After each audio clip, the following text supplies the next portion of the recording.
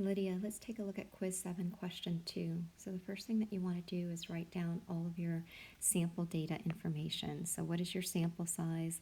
What is the sample mean? And what is the sample standard deviation? Remember that your goal is to try to estimate for mu, which is the mean net change in LDL cholesterol level after the garlic treatment. So what we're going to do is we're going to build a 95% confidence interval to try to estimate for mu, and the confidence interval is going to give you a lower confidence limit and an upper confidence limit. So we're going to estimate that mu is going to be between two values, okay? So you have to find those values. And to do this, you need to use your sample mean, and then you're going to subtract your margin of error, which is E, to get your lower confidence limit. And then you're going to take your sample mean and then add your margin of error, E, to get your upper limit. So you can either use the formula for finding E, which is your margin of error. Okay, and then once you have E, you can add and subtract it from X bar, or you can use your TI-84 calculator. So if you're using your TI-84 calculator, then in this particular problem, right, you have to ask yourself if you know sigma or not. Okay, so in this problem, if you read through this problem, notice that nowhere in this problem are we given sigma. So because sigma is unknown, you're going to use the t distribution. All right, and to use the t distribution, you need to know your degrees of freedom, which is n minus 1, okay? And then on your calculator, you're going to use the option for, so let's go to the calculator real quickly, and let's take a look at what our options are for building confidence interval. So you're going to go to Stat, tab over to Tests, and then you're going to scroll down and look for t-interval, and then put in all the information, okay?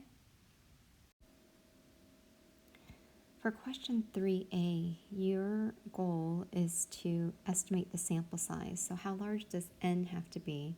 And we have some information here where the sample size is 148 randomly selected adult males, and we have a minimum pulse rate of 38 beats per minute and a maximum pulse rate of 114 beats per minute.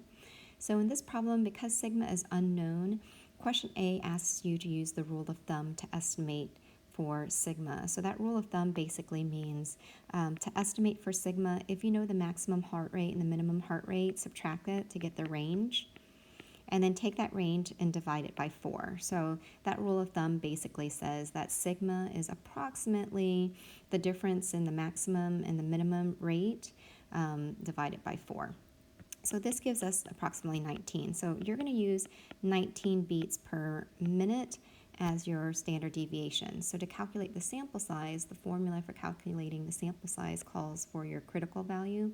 So Z sub alpha divided by 2 times sigma divided by your margin of error, and then you square that whole thing.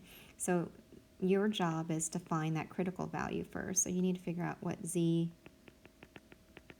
sub alpha divided by 2 is, and then your margin of error. So this problem, they give you your margin of error. So our margin of error is 3 beats per minute, and you're building a confidence interval that is 90%. So your confidence level is going to be 0.90, and then your significance level, or your alpha, is going to be 0.10. So alpha divided by 2 is 0.05, and then use that to find your critical value. So once you have all that information, then you can put in your critical value, put in your estimated value for sigma, and then put in that margin of error of 3, and then that will give you an estimation, and then of course put it into the formula and square it, and that will give you the approximate value for n. Okay, now for question B, notice that in question B, you're also asked to find n. So you're going to calculate n, but here, notice that sigma is known. They give you a value for sigma. It says use 11.7 beats per minute.